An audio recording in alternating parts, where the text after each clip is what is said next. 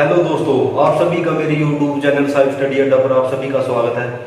तो दोस्तों, इस चैनल के माध्यम से हमने जो हमारी फर्स्ट क्लास थी वो तथागत महात्मा बुद्ध जी के ऊपर थी। तो दोस्तों, आज हम अपनी सेकंड क्लास लेकर आए जैन धर्म के ऊपर। तो दोस्तों, आज हमारा प्रयास रहेगा जैन धर्म के बारे में आपको विस्तार से समझाने का। तो आइए हम स्टार्ट करते हैं अपना लेक्चर जैन धर्म।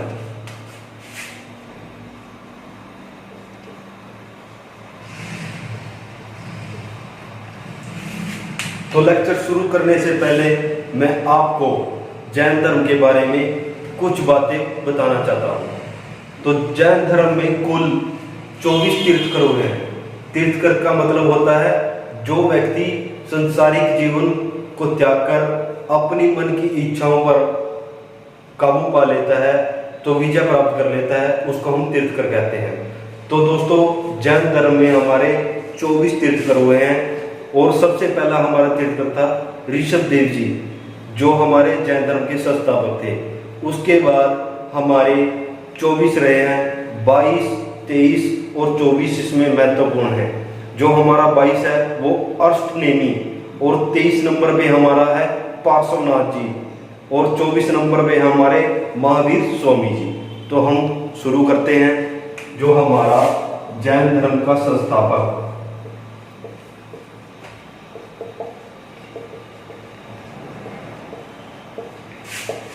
ऋषभ देव, और इसको आदिनाथ के नाम से भी जाना जाता है।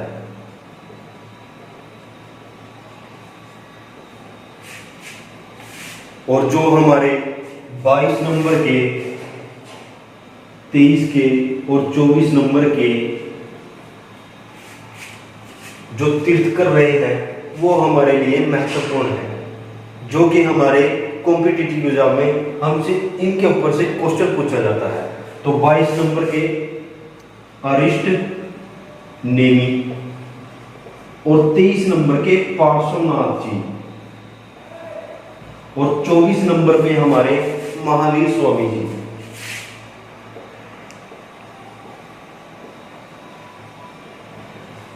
जो पार्श्वनाथ जी हैं ये कांचीन रेस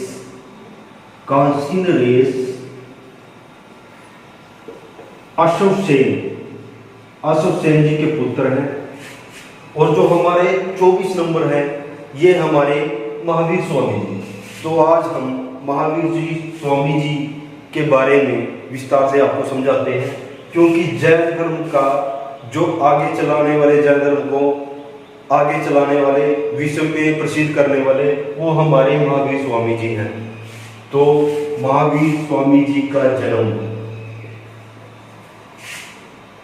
जन्म 540 ईसा पूर्व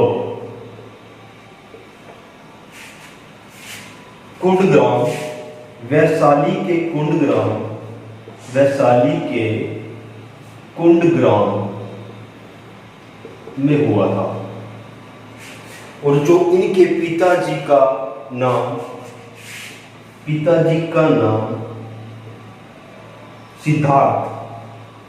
सिद्धार्थ था और इनकी माता जी का नाम त्रिशला,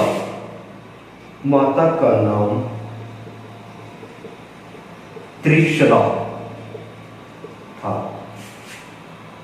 और इनकी पत्नी का नाम, जैसे महात्मा बुद्ध जी का शादी हो चुकी थी, उनकी पत्नी थी और उनका एक बच्चा भी था। तो इसी प्रकार जो हमारे महावीर स्वामी जी थे, इनकी एक पत्नी और एक पुत्री थी, जिनका नाम पत्नी का नाम यशोदा और इनकी पुत्री का नाम अनोजा, जिसको हम प्रियदर्शनी के नाम से भी जानते हैं।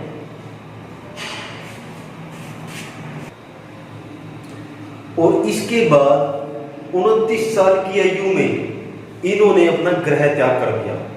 अपने बड़े भाई नंदीवर्धन जी से इन्होंने आज्ञा प्राप्त कर इन्होंने अपना ग्रह त्याग कर दिया। तो उसके बाद ये 12 वर्ष की कठिन तपस्या करके जराम्बिक ग्राम के ऋजुपालिका नदी के किनारे इन्होंने बैठकर तपस्या की। तो इनको साल के वृक्ष के नीचे इनको ज्ञान प्राप्त हो गया। जराम्बिक ग्राम, ऋजुपालिका नदी,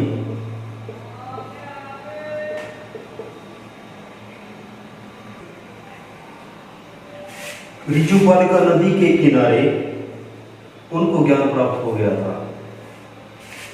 उसके बाद उन्होंने जो अपना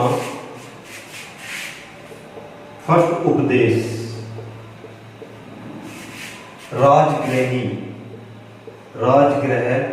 में दिया, जो उनकी भाषा थी, वो उन्होंने जो उपदेश दिया था वो प्राकृत भाषा में दिया था। प्राकृत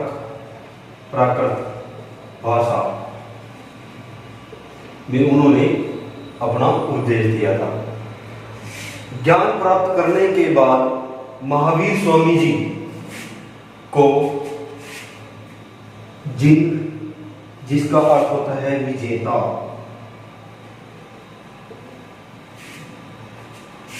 निग्रंथ, इसका अर्थ होता है बंधनहीन, इन शब्दों से इनको जाना जाने लगा। और 72 वर्ष की आयु में महावीर स्वामी जी का देहांत हो गया और 468 ईसा पूर्व इनकी मृत्यु हो गई। और इनकी मृत्यु पावापुरी नामक स्थान पर इनकी मृत्यु। और इसके बाद हम जैन धर्म के सिद्धांत और ग्रंथ के बारे में बात करेंगे। जो हमारे जैन धर्म के ग्रंथ हैं वो हैं हमारे कल्प सूत्र, जिसमें महावीर स्वामी जी के बारे में विस्तार से बताया गया है। और इसके बाद जैन धर्म के सिद्धांत, जो इन्होंने सिर्फ 5 सिद्धांत जैन धर्म में दिए हैं। इनसे पहले पार्श्वनाथ जी ने 4 सिद्धांत जैन धर्म में दिए थे। और इसके बाद महावीर स्वामी जी ने ब्रह्मचर्य एक सिद्धांत इन्होंने जोड़ा था। तो पार्श्वनाथ जी के द्वारा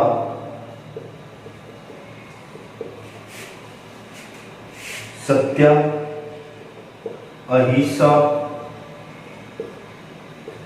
अपरिग्रह और अशिष्य, सत्य बोलना, लड़ाई झगड़ा नहीं करना, अहिंसा का मतलब है, अपरिग्रह चोरी ना करना,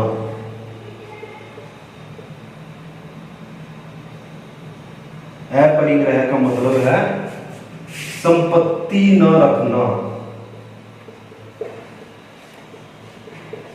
और असत्य का मतलब है चोरी ना करना। इसके बाद महावीर स्वामी जी ने इसके अंदर ब्रह्मचर्य शब्द इन्होंने जोड़ा है। और जैन धर्म के मानने वाले बहुत से राजा हुए हैं, वो मैं आपको ट्रिक के माध्यम से अभी बताने जा रहा हूं। जैन धर्म को मानने वाले राजा, उच्च नरेश, उच्च का मतलब है उज्जैन और चय का मतलब है चंद्रगुप्त मौर्य और कलिंग नरेश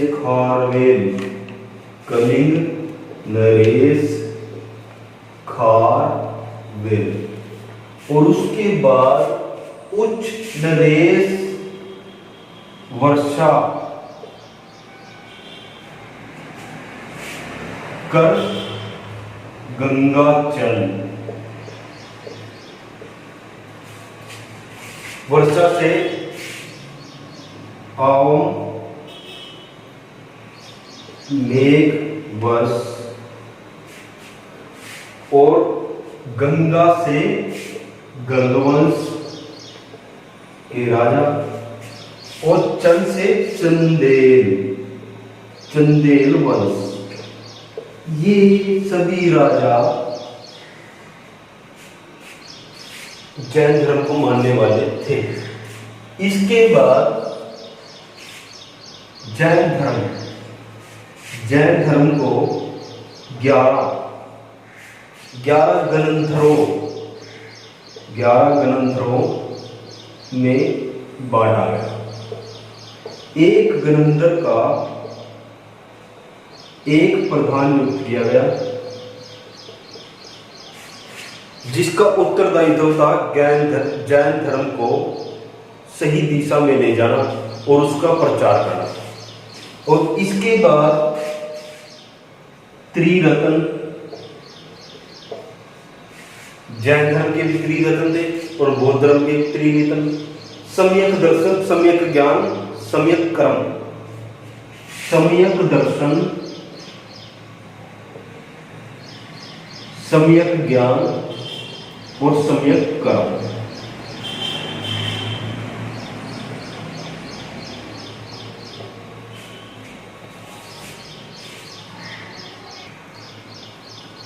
जैन धर्म को मानने वालों को 4 प्रकार से माना गया है। भिक्षु, भिक्षुणी और शार्वक और शार्विका। ये 2 सन्यासी जीवन व्यतीत करने वाले और जैन धर्म का प्रचार करने वाले लोग हैं। और ये 2 जो ग्रह जीवन में रहकर जैन धर्म ग्रहण करने वाले लोगों के बारे में ये इनको शार्वक और शार्विका कहा जाता है। इसके बाद जो जैन महासभाएं, जो हमारी फर्स्ट जैन महासभा 300 ईसा पूर्व राजगृह में हुई, राजगृह। और जो हमारी दूसरी, वो हमारी 6ठी शताब्दी में वल्लभी में जैन धर्म की एक महासभाएं हैं। और उसके बाद जो हमारा जैन धर्म है वो हमारा 2 भागों में बट गया, जिसमें एक स्थूलभद्र और दूसरा भद्र बाहु। जो हमारे स्थूलभद्र जी हैं ये श्वेत कपड़े धारण करने वाले, और ये भद्रबाहु जी हैं ये नग्न अवस्था में रहने वाले। क्योंकि बौद्ध महाशक्ति के बाद इनके बीच में कहीं ना कहीं लड़ाई झगड़े स्टार्ट हुए। इससे जो जैन धर्म था हमारा वो 2 भागों में बढ़ गया। स्थूलभद्र जी और भद्रबाहु जी, ये 2 शख्स